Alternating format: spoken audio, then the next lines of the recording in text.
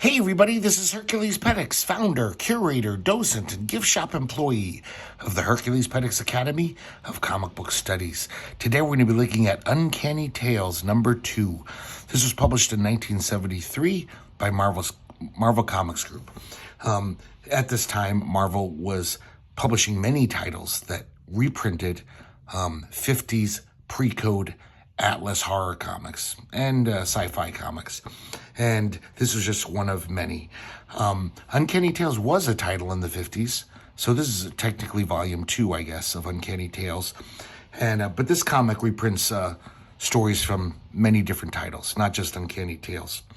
We start off with a cover reprinted from the original run of Uncanny Tales by Carl Burgess, the guy who created Human Torch. It was, according to GCD, it was heavily reworked by John Romita Sr. So I don't know what the original looked like, but I don't know. I can't really see much Romita in this. Maybe in that woman's face a little. I don't know. It's all right. Kind of dull. So the first story is The Graves That Moved. So a lot of these stories just have really weird concepts. It's like, I think, Marvel, or Atlas, I should say, was cranking out so many of these mystery stories. They just had to come up with newer, more bizarre concepts because they were running out of ideas. It's such a weird idea. So it starts off in 1832 in France. We see these two grave diggers, and one night they notice that there's a bunch of graves that are where they shouldn't be. They were not there the night before. And they're like, what the hell? Let's go check. Let's talk to our boss. I'm positive those weren't there the night before. I forgot to mention, guys, this is drawn by Jim Mooney. And I've kind of thrown a lot of shade on that man, his abilities before. But this is pretty good. It's at least he's putting in the work. I mean, this is very illustrative, a lot of detail. So they go to their boss, and he says, yeah, there's no graves. Those graves aren't supposed to be in S District. Move them back to where they belong. So these poor bastards have to take up these graves and move them back to where they belong, which they do. The next morning, the graves are back where they're in S District. So the boss says, okay, guys, you're going to stay up all night, and you're going to see what the hell's going on. You're going to see who's moving these graves. And to their shock, the graves actually fly out of the ground. And I got to say, that's a really creepy image. It's, I don't know, something about a flying grave with all the dirt and everything falling off of it. So this time, though, they actually fly over the fence of the cemetery and leave the cemetery. Now we cut away to the home of Pierre Duclos, a rent gouger and landlord of 500 Paris rat holes. And so he's a slumlord, basically. His butler says, I am sorry to bother you, Monsieur Duclos, but you must come out to the front lawn. I don't understand what's going on. So he goes out to the front lawn, and all those graves are there. And when Pierre looks at the names on the graves, it's all of his previous tenants, ones who have died of cold, starvation, and fire. Because, he had a bunch of slum castles. And then all of a sudden the graves start moving towards Pierre.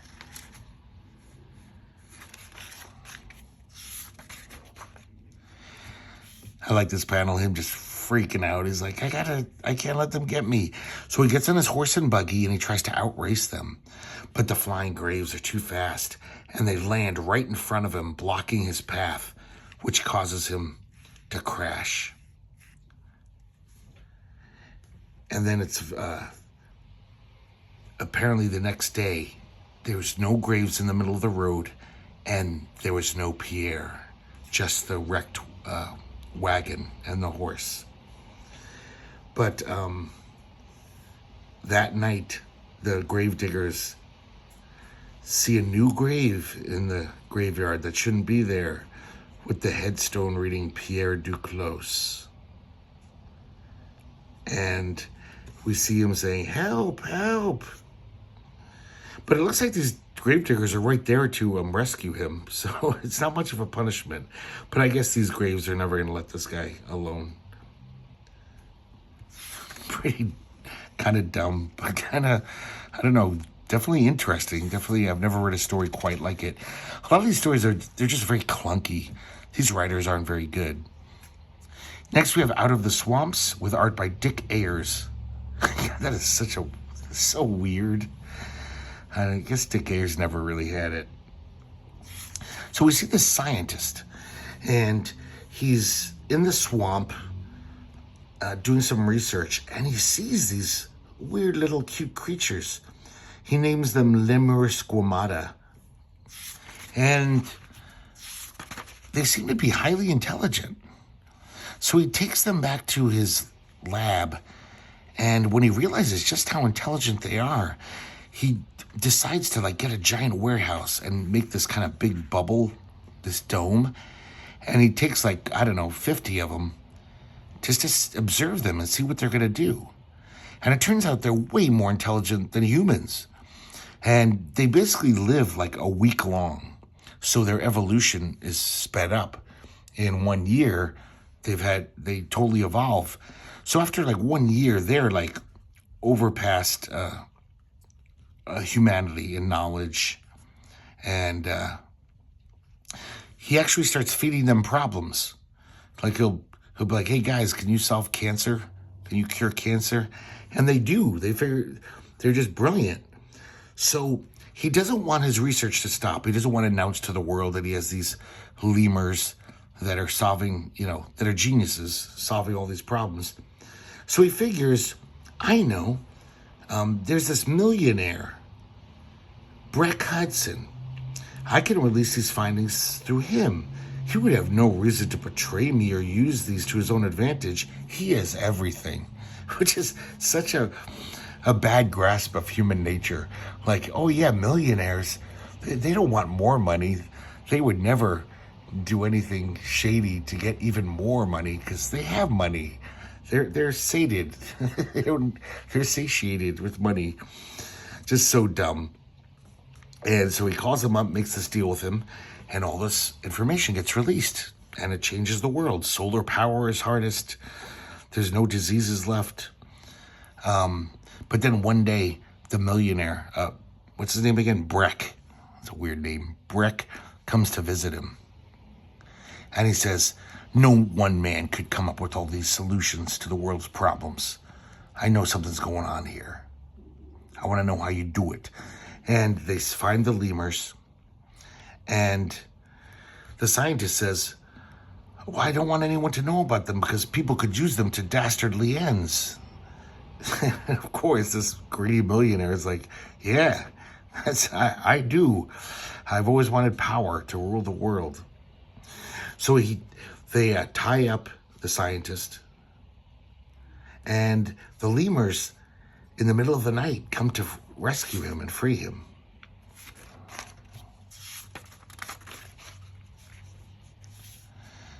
And then the lemurs zap Breck and his thugs with this paralyze ray, because they're too highly advanced to believe in killing people. This ray apparently will wipe their memories clean. And then the scientists, the lemur actually tells them, this is kind of such an odd idea. They're like, we have to go back to the swamp. Within a few generations, maybe a year, we'll revert to our more lower intelligence by not having tools and stuff, which doesn't make any sense at all. They wouldn't just get dumb because they're live in a swamp. And so basically they sacrifice their intelligence because they know that other humans will come to try to take advantage of them. And the scientist gives a capper to the story. This next one is Dead End, and it's Tom Gill art. Tom Gill, I think, is that guy drew thousands of pages for Dell, and I think maybe Charlton later. I'm not sure. But I love the way this, well, first of all, I love that logo. But I love the way this story starts. Very cinematically with these silent panels. And then I love when they do this in comics. This guy here, he looks to the reader and says, "Oh, excuse me, I didn't see you there. Perhaps you can help me. I think I no longer exist." What I mean is my body is lying there back in that old house. I just killed myself. So very quandary-filled opening to this story. This is the kind of Atlas art I love, where it's not the best art, but there's something a little wonky about it, which makes it creepier and weirder than if this was like beautifully drawn, meticulously drawn. Like if it was Brian Bolland or something. This weird Atlas art makes the story even scarier. So this guy's name's Erwin Forbes, and I guess he's this brilliant mathematician, and he lives in this town called Peabody, and it's the home of Peabody College. So he really wanted to be on the Board of Education, not the Board of Education, he just wanted to be a professor on the faculty at Peabody. But not only does his mathematical equations, they're not only really advanced, I mean, he revolutionizes math. He basically gets all these awards. People tell him that his theories are as important as the theory of relativity. He's really just like changing the world of mathematics. You'd think he'd work for Harvard or something.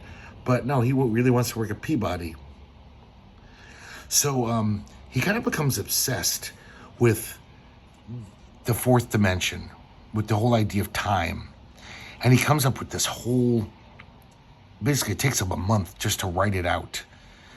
It all comes to him, the whole theory of time travel. He actually figures it out.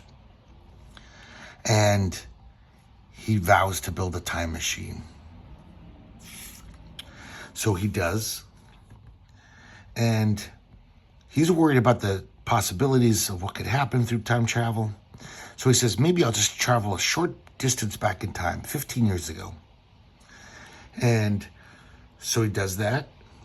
And he can tell he's back in time because the cars are all older models. And he goes to his own house.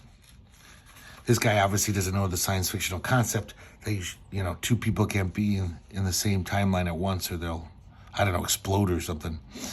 So he sneaks into his own bedroom of his younger self. This is all kind of dumb. This guy's a brilliant mathematician, but a big dummy. And his younger self wakes up and, of course, is just like, "What are you doing here?" And he attacks him. And in desperation, the older version grabs a candlestick and conks him on the head and kills him. Didn't mean to kill him, but he does. And the last panel is our narrator exhorting to us. He says, "Now do you understand? I'm dead back there in the house. But if I died at the age of 28, how could I live to be 43? To travel back in time to commit the murder? Am I dead or am I alive? What happens to me now?" That's kind of that's a lot of a quandary there. Very interesting dilemma. I kind of like that one too, just because I don't know. I could never come up with that zany plot. I don't know if I should, but this one's crazy. Last seen climbing a ladder, and it's by this artist Vic Carabota. Oh, guys, I forgot to mention this last story, Dead End, was written by Bert Froman. I forgot to mention that. It's the only writer we know in this whole comic. All the other writers are unknown. So getting back to Last Seen Climbing a Ladder, art by Vic Carabota. Really like this guy's style. It's kind of like stylized. I don't know how to describe it, but it's cool looking. I like the way he draws faces. So apparently this asteroid has come to Earth and is just hovering, like a few miles above the Earth's surface. Pretty damn close to Earth. The science of this is totally stupid. Doesn't make any sense. So all the world scientists immediately bent to the task of perfecting a rocket that could reach the asteroid. And at the time, we didn't have the technology. But there was this one guy, Daniel Farley. He had a different solution. He was like, wait a second, why don't we just climb up a ladder to get there? So he develops this really strong metal, and he makes this giant ladder that kind of, it's almost like a fisherman's reel. It just reels out and reels up to the asteroid. The whole world laughs at him. All the other scientists mock him. Here we see the world laughing at him. This is very Steve Ditko, this panel. I see so much Ditko in there. But Daniel Farley keeps working. He makes a spacesuit because, of course, there's going to be no oxygen up there. And it's kind of weird that they just mentioned that he also develops these little calorie pills. So he won't have to bring food up there. It'll have like 1 million calories in one pill that'll keep him going for a week or something. Now I wonder to myself why I even mentioned it to you. Because I'm rambling. Okay, so he climbs up the ladder.